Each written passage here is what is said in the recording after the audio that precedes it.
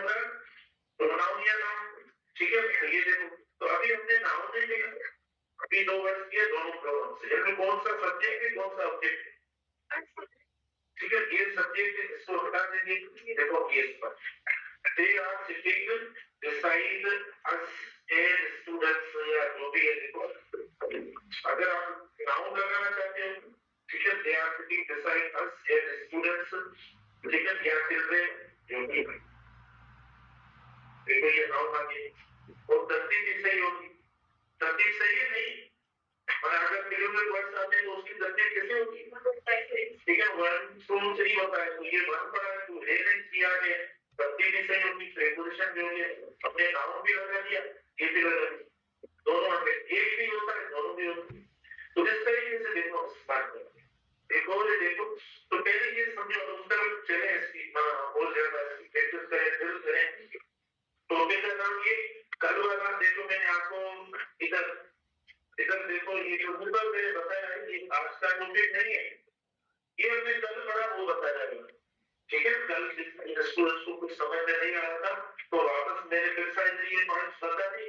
आज का topic number 2 है, और टॉपिक नंबर 2 का नाम है प्रीपोजिशंस प्लस ऑब्जेक्ट वर्ड्स इस्तेमाल करें। तो ऑब्जेक्ट में जो प्रोनाउंस होंगे वो ऑब्जेक्ट में प्रोनाउंस होंगे, नाउन जैसा सब्जेक्ट में इस्तेमाल होता है वैसा सेम ऑब्जेक्ट में इस्तेमाल, नाउन जो है वो चेंज नहीं होता, कि सब्जेक्ट में एक होता है ऑब्जेक्ट में या कॉम्प्लीमेंट में नहीं, जैसे नाउन आपका नाम है, अगर मैं सब्जेक्ट के तौर पर इस्तेमाल करूंगा तो भी आपका नाउन नाउन वही रहेगा, ऑब्जेक्ट में इस्तेमाल करूंगा तो भी आपका नाउन, अगर आपको कॉम्प्लीमेंट की जगह पर इस्तेमाल करूंगा तो भी नाउन, क्या ये नाउन आपके चेंज हो जाएंगे क्या, सेम रहेंगे चेंज होंगे, बताओ तो सही, सेम रहेंगे, ठीक है ना।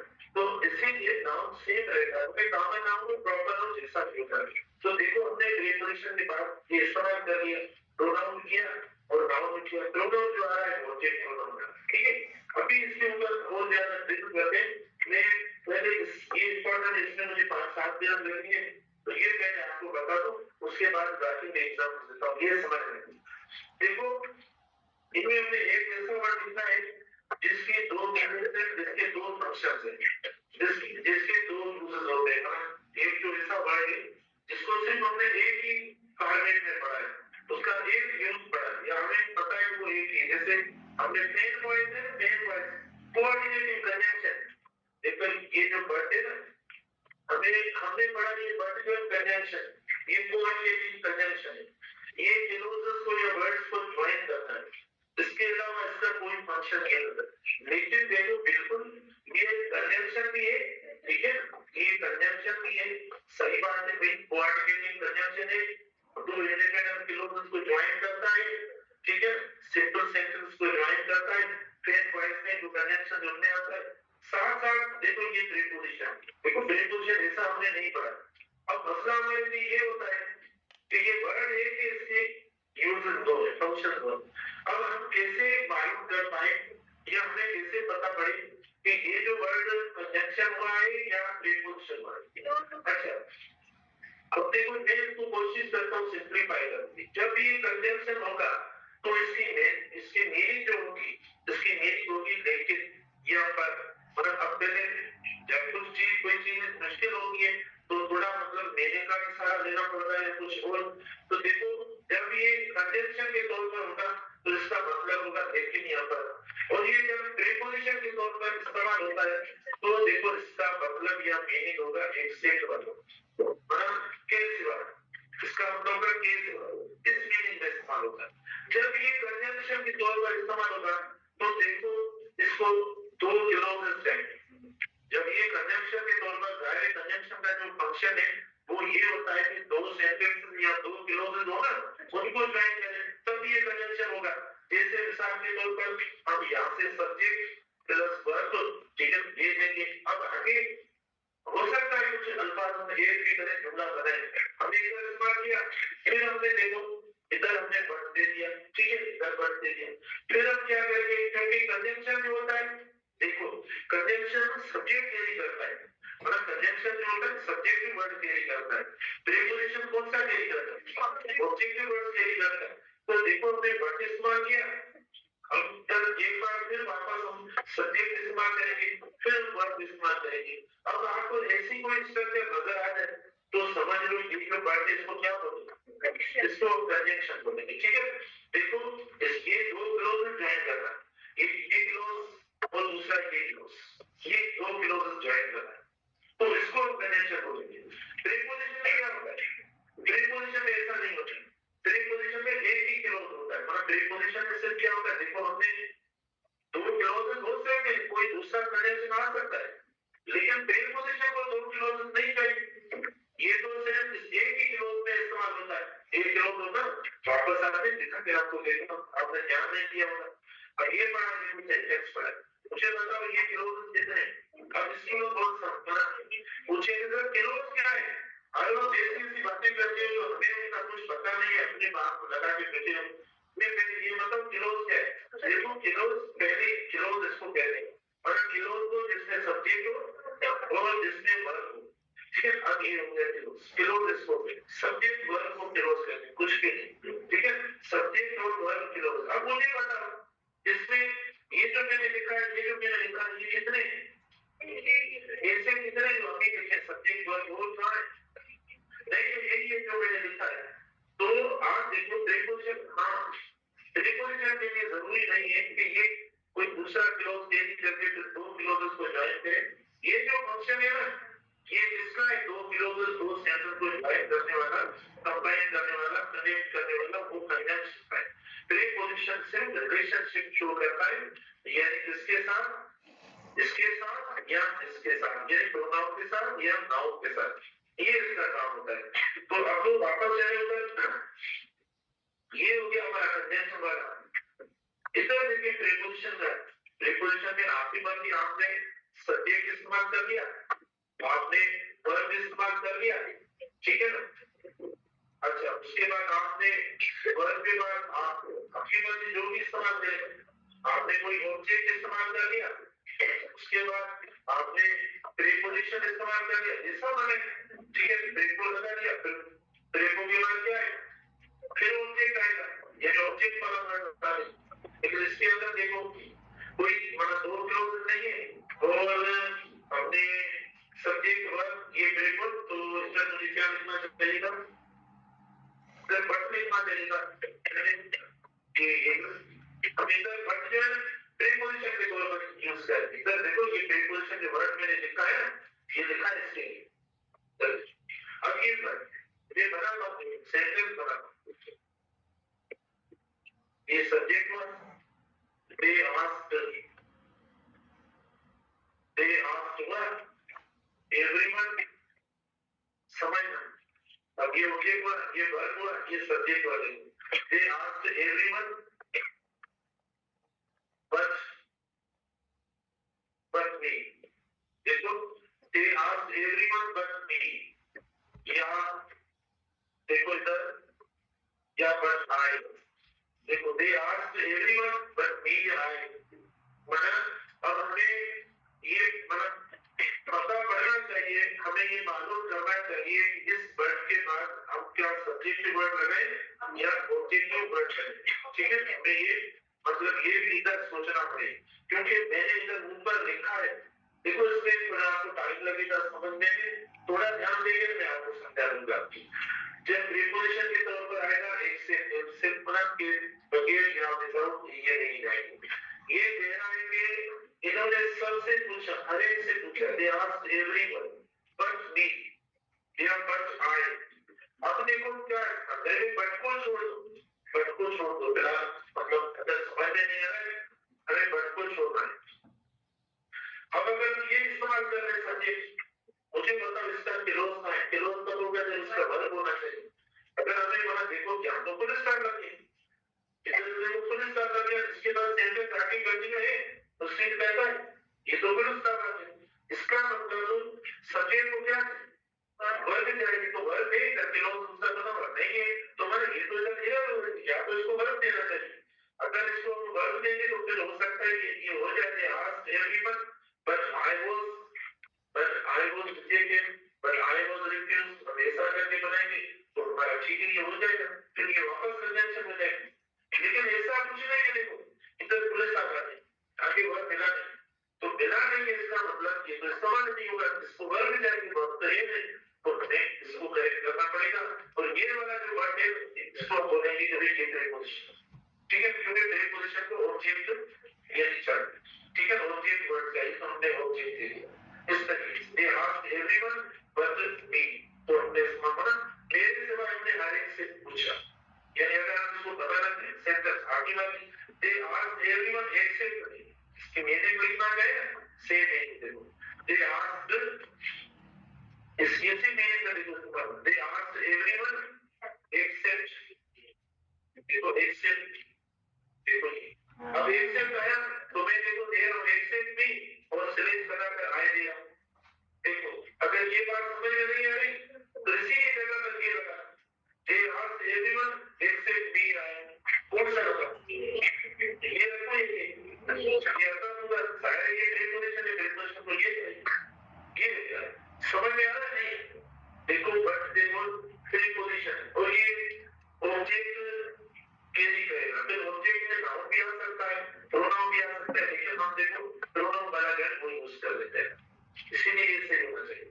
अच्छा इधर देखें कंजंक्शन वाला हमने छोड़ दिया है, कंजंक्शन वाला सब्जेक्ट प्लस वर्ब, और ये अभी मैंने वर्ब भी इधर थोड़ा बता दिया था आपको कि इसको अगर आप बना रखते हैं तो आगे वर्ब दे दो, सब्जेक्ट आ जाएगा, ऑब्जेक्ट निकल जाएगा, लेकिन तरह बना दें, ठीक है।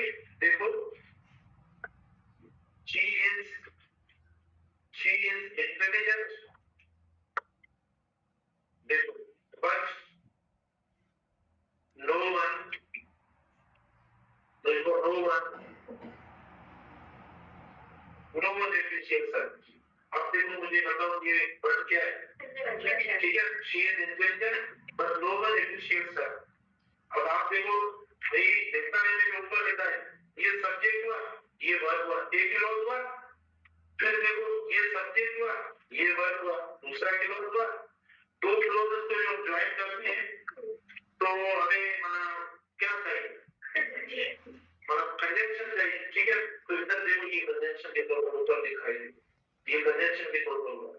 तो जब आपका प्रीपोजिशन वाला होगा बदल, तो उसके बाद आपको ध्यान में रखना है जो वर्ड आएगा वो एडजेक्टिव वाला फॉर्म आएगा, सेंटेंस फॉर्म स्टार्ट हो जाएगा और क्लोज जो होगा कोई एक ही क्लोज आपका बनेगा, ना कि मतलब ज्यादा क्लोज होंगे। अब एक दो क्वेश्चन जब इसने पूछा कि सर देखो एक सेंटेंस लिखो, तो उन्होंने कहा लिखो, मैंने लिखा, लिखने के बाद उन्होंने कहा अब इसका जवाब दो, मैंने जवाब नहीं, कल की 6:30 बजे की क्लास के बाद जवाब देगा, वहां से जो जवाब मिलेगा वो मैं आपको दूंगा। उन्होंने मुझे लिखवा दिया ये सेंटेंस, देखो देखो उन्होंने ये सेंटेंस दिया कि he is for but heavy, तो ये वर्ड क्या है, इन्होंने 5 ऐसे सेंटेंस पूछे कि ये इसके में देता हूं तो एग्जांपल सीधा नहीं, अभी सेकंड में चलते हैं, वर्ड को डिस्कस करते हैं, लेकिन जो बात है जा रही है वो पहले डिस्कस कर रहे हैं। he is for but heavy मतलब बड़ी में इस्तेमाल होता है जब कंट्रास्ट, सुनो जब कंट्रास्ट को मतलब एक बात सहज रखो, मतलब इस्तेमाल करते हैं कंट्रास्ट वाले सेंस, मतलब कंट्रास्ट अपोजिट सेंस। देखो अपोजिट में गरीबी और गौतम और कुछ भी मतलब कुछ भी नहीं है, तो इसका मतलब ये नहीं है कि पैसे हो तो तब इंसान को खुशी है, पैसे भी हमारे पास कितने हैं, सबके पास, आपके पास तो खुशी है, कितने स्टूडेंट को खुशी है, उनसे थोड़ी होती है खुशी। देखो तो मतलब ये कि इस फोर बाय बेबी, तो आप मुझे बताओ ये क्या वर्ड है, ये कंजंक्शन भाई कोऑर्डिनेटिव कंजंक्शन है, कोऑर्डिनेटिव कंजंक्शन जिसमें एंड आता है, वो आता है, बट आता है, जैसे अल्फा आगे ये जो सेम पार्ट ऑफ स्पीच होते हैं, सेम पार्ट ऑफ स्पीच उनको भी ज्वाइन करता है एक दूसरे, मतलब दो नाउन हो जाए, दो एडजेक्टिव्स हो जाए, दो एडवर्ब्स हो जाए, मतलब दो, और ये दोनों एडजेक्टिव, ये एडजेक्टिव ये भी दोनों को बना दो दो अल्फाज को हम ज्वाइन कर सकते हैं। जैसे हमने देखो प्रोनाउन में पढ़ा सब्जेक्ट के प्रोनाउन 2 3 वर्ड, और में देखो एंड इस्तेमाल किया एक जैसे वर्ड, जरूरी नहीं है सेंटेंस होने चाहिए, क्लोज होने चाहिए, ठीक है, दो दो अल्फाजों को इस्तेमाल कर सकते हैं। तो आप बोलेंगे सर ये चीज हमें प्रीपोजिशन क्यों नहीं बस, अभी प्रीपोजिशन को क्या चाहिए, प्रीपोजिशन को पार्ट ऑफ स्पीच कौन सा चाहिए,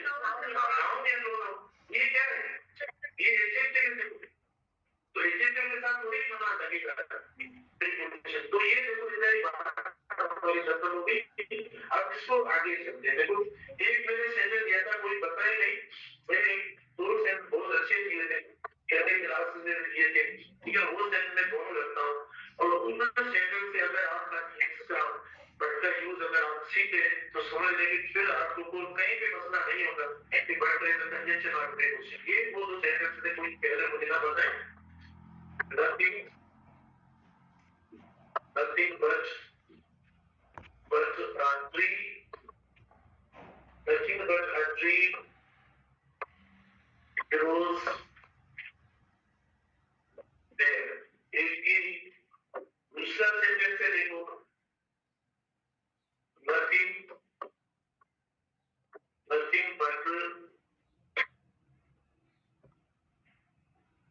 but trees। अब इनमें एक सही है, इन कलर सही है, दोनों कलर में ठीक है। देखो nothing but trees grows there, nothing but a tree grows there, ठीक है। अब ये मैंने दो सेंटेंसेस लिखे हैं, थोड़ा सोच समझ के बताना। पहले दिन जो लास्ट के स्टूडेंट बैठे वहां से जो है ना जवाब आना शुरू हो कि इनमें कौन सा एक सही है और कौन सा गलत है, या दोनों गलत है। ये नहीं है मैंने कहा कौन सा सही है तो मतलब एक सही है गलत हो सकता है, दोनों गलत, वो तो आप जो है समझ के बताएंगे। मतलब ये नहीं है मैंने क्वेश्चन किया तो उसका जवाब आपको जो समझ है, तो पहले लास्ट वाले आप प्लीज बताओ, शाबाश, जल्दी जल्दी से बताओ कि इनमें से कौन सा सही है, लास्ट वाले बताओ, आवाज ना करें, बताओ। देखो फीडबैक तो शाबाश, कुछ फीडबैक तो ऐसे नहीं है बस आप देते नहीं, कैसे कुछ बता तो पड़े कि आप पढ़ रहे हैं या नहीं, समझ में आ रहा है नहीं, ठीक है। अच्छा फिर बीच वाले स्टूडेंट्स पता है, बीच वाले, लास्ट वाले तो नहीं बता रहे, पता नहीं क्यों, शाबाश, बीच में जो पहले वो बताए, दोनों सही है, देखना दोनों कैसे सही है। अच्छा अब आगे कलर चेंज करके इसको देखते हैं कि बना ये किसका सेंटेंस है, थोड़ा अजीब सेंटेंस से बात है, इसीलिए आप लोग आंसर नहीं कर रहे हो। देखो मेरी बात सुनो, अगर कोई पेशेंट होता है वो आप डॉक्टर बनेंगे, आपको पता पड़ेगा, वो जब डॉक्टर के पास जाएगा इलाज के लिए तो वहां जाकर सिर्फ बैठ जाएगा हाथ मार के, बस बेटा डॉक्टर पूछेगा बताओ क्या हुआ यार, आपने कहा फिर हुआ क्या है, आपको आप आए हो कि सर आपको पता है मैं जो वो इस बीमारी का डॉक्टर वहां बताएगा आपको हुआ क्या है, मतलब वो कुछ भी नहीं पता, तो डॉक्टर को क्या पता कि तो कौन सा मसला है, ठीक है वो बता रहा, तो फिर डॉक्टर क्या बोलेगा, भाई इसके साथ जो अटेंडेंट है या उसके साथ जो आया है साथ उसको बुला, उससे पूछे इसको क्या होता है, कितने दिनों से मसला है क्या है, तो वो उसे बताएगा, फिर टेस्टिंग होगी। अब अगर आप नहीं बताएंगे, गलत नहीं बताएंगे, कुछ बोलेंगे नहीं, मुझे क्या पता, मैं तो बहुत एक्साइटेड हूँ, मैं ये समझ रहा हूँ कि बाहर जबरदस्ती और स्टूडेंट भी कभी कभी ब्रेक में इनके करते बात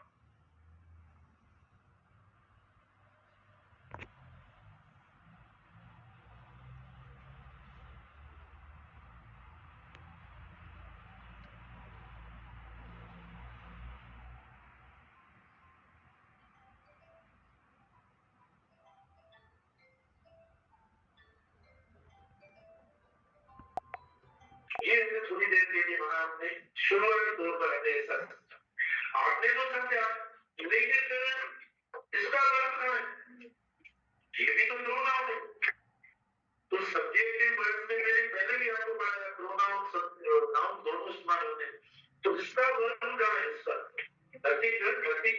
ये प्रोनाउन है, इसको वर्ब में चाहिए, ये जब इस्तेमाल किया तो एक बात रहने को मैंने मोस्टली आपको पढ़ाया भी होगा कि शुरू में अगर कोई वर्ड आता है उसका वर्ब अगर वही उसको ना मिला हुआ तो उसका वर्ब नहीं मिला हुआ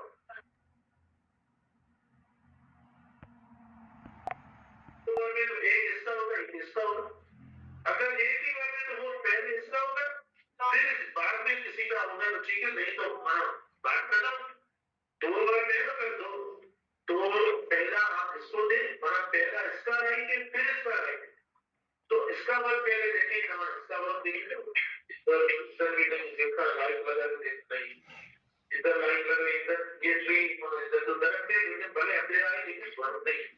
फिर आगे ये वर्ग, ये किसका हुआ? गति का हुआ, ठीक है, गति का वर्ग हुआ ये, मतलब इस सब्जेक्ट का वर्ग ये हुआ। अब इसका ट्री का वर्ग नहीं है, जब ट्री का वर्ग नहीं है तो ट्री सब्जेक्ट ही नहीं है, क्योंकि ये सब्जेक्ट तब होगा जिसका वर्ग होगा। सब्जेक्ट मतलब वर्ग, सब्जेक्ट मतलब उसे वर्ग चाहिए, नहीं तो सब्जेक्ट नहीं है, ठीक है। इसका मतलब ये ऑब्जेक्ट होता है। जब ऑब्जेक्ट और ऑब्जेक्ट किसके साथ इस्तेमाल होता है? कंजंक्शन के साथ या प्रीपोजिशन? प्रीपोजिशन के साथ। तो ये वर्ड क्या हो गया? प्रीपोजिशन हो गया। प्रीपोजिशन और सब्जेक्ट हमारा नथिंग हुआ, तो नथिंग सिंगुलर है प्लूरल है? अगर नथिंग जो है हमारा नथिंग हमारा कुछ भी नहीं, जीरो, तो क्या समझेंगे कि सिंगुलर के तौर पर यूज होगा प्लूरल के तौर पर? सिंगुलर के तौर पर। तो हमने देखो सिंगुलर होगा तो वर्ड बेस वाला दे दिया, नथिंग ग्रोस, इसका मतलब नथिंग ग्रोस दिया, नथिंग बट ट्री ग्रोस दिया, नथिंग ट्री के सिवा कुछ और नहीं होता, ठीक है। तो ये प्रीपोजिशन हुआ और ये ऑब्जेक्ट हुआ। इसका मतलब आप इसको पहले हटा दो या ब्रैकेट में या क्या, पता नहीं आप समझेंगे या नहीं, आप इसको कहीं पे इधर उधर कर दो तो फिर नथिंग ग्रोस दे देंगे, एक्चुअली नथिंग ग्रोस। तो ये ऑब्जेक्ट आ गया। सिमिलरली ये सब्जेक्ट, सब्जेक्ट तो सेम है, जो सिंगुलर वर्ड में सब्जेक्ट नथिंग है तो प्लूरल में भी सब्जेक्ट सेम। देखो नथिंग आया, प्लीज क्या हुआ? ऑब्जेक्ट हो गया। ऑब्जेक्ट क्या हुआ? क्योंकि हमारे पास वर्ब ए है, एक subject number 1, verb number 1, subject number 1, verb number 1 आपस में मिल गए। बताओ अब ट्रीज अगर हम इसको सब्जेक्ट करते हैं तो वर्ब दूसरा चाहिए, दूसरा वर्ब एक सब्जेक्ट नहीं है, तो इसका मतलब ये भी प्रीपोजिशन हुआ। तो सब्जेक्ट तो सेम है, इसको भी यूज करना है, सही है। ट्रीज के साथ थोड़ी इस्तेमाल होता है। तो इस पूरे समझते हैं कि ट्रीज प्लूरल में इधर क्यों होना चाहिए, इधर क्यों होना चाहिए, इधर क्यों चाहिए, ये वाला गलत हो नहीं। ऑब्जेक्ट के साथ, अच्छा चलो अगर आप ये सही करते हो तो मैं ये इस्तेमाल करता हूँ। देखो इधर सेंटेंस मतलब हूँ, देखो इधर अगर ऐसा देखो मैं,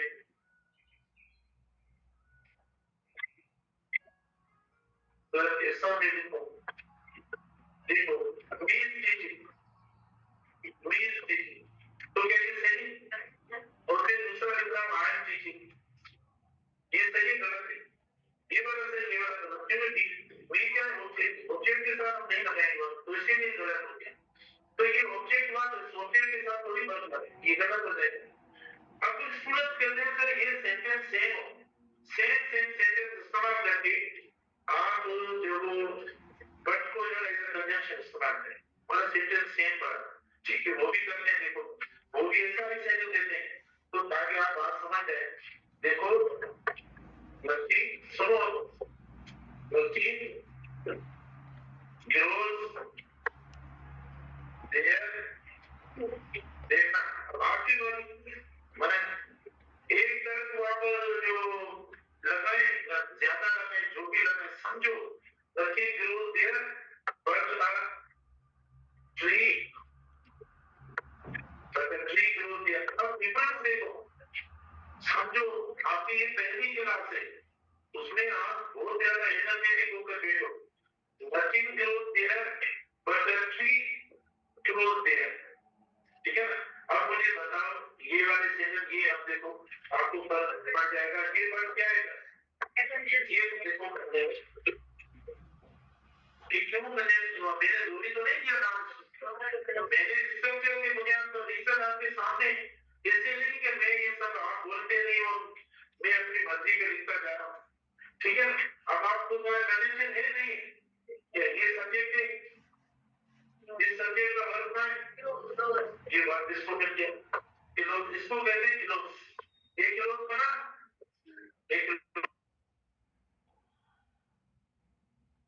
एक बार ये क्या वर्ब दो पढ़े, ये भी वर्ब पढ़ा, ये भी वर्ब पढ़ा, रेपिटेशन नहीं, रेपिटेशन ऐसे हम इस्तेमाल करते हैं रेपिटेशन को, ठीक है। Nothing grows there but the tree grows there, ठीक है।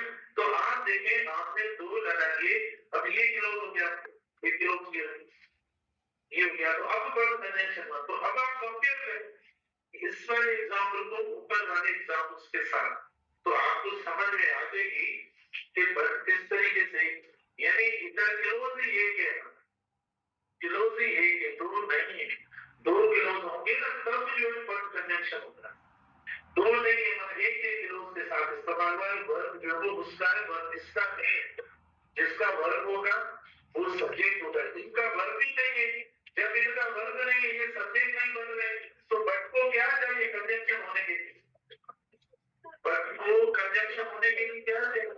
सब्जेक्ट होना चाहिए। ये अल्फाज सब्जेक्ट बनते ही नहीं है, तो कैसे इसको बोलने के लिए कंजंक्शन? तो इसका देखो शुरू वाला सब्जेक्ट, तो अब वो आपने इधर करके लिखा, देखो अभी ये सब्जेक्ट बन गया, क्योंकि यानी सब्जेक्ट जैसे आप देखो बट को क्या चाहिए कंजंक्शन के लिए? सब्जेक्ट चाहिए। सब्जेक्ट को क्या चाहिए? वर्ब चाहिए। ठीक है, तो ये बड़ा सा चीजें देखो मिल गई, तो ये बन गया कंजंक्शन। समझ में आई बातें? ठीक है, तो इस तरीके से देखो हम थोड़ा हमारा टाइम लगा, थोड़ा नहीं लगा, बहुत लगा, लेकिन अब आपको पता नहीं समझ में आ जाए। But poem direct approach object the which I want to but they want conjunction. Direct object is nothing but grows at retail. तो वो भी अच्छे नहीं है ना, मतलब जी विषय वर्ग जीवन nothing but grows at retail. मतलब जी ना बट जब फट के आते जब स्टार्टिंग करती बट ट्री ग्रोथ के नाम ये सब चीज है, ट्री ग्रोथ है, ठीक है ना, ऐसे ट्री बट में कोई आएगा, ठीक है, बट का कोई ग्रोथ अच्छी बाद में अच्छी अच्छी ना ऑब्जेक्ट बाद में अच्छी, तो कोई साउंड पे पोजीशन है कि बट एज पे पोजीशन जो conjunction nothing but growth first मानिएगा जी हां, नहीं नथिंग बट का मतलब है किसी चीज के सिवा।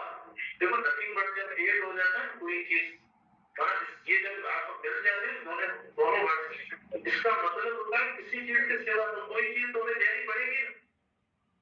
ऐसा नहीं है कि जब नथिंग बट मतलब क्या, मतलब नथिंग बट मतलब क्या, मतलब इसके सिवा, किसके सिवा, वो तो आपने हटा दिया, मतलब हम कोई बीच में देखो वर्ड ही नहीं रखते हैं।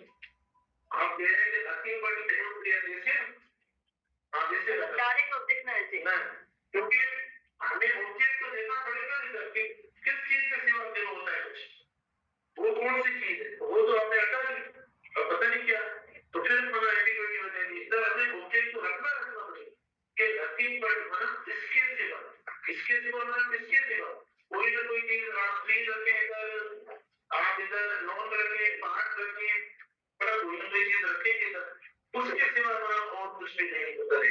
तो इधर ऑब्जेक्ट हमें देना पड़ेगा तभी कैसे करेक्ट होगा। Nothing but three the compound substance हो सकता है। बट को कंजंक्शन नहीं, कंपाउंड नहीं, सब्जेक्ट तो एक ही है, कंपाउंड तब होगा जब दो सब्जेक्ट हो।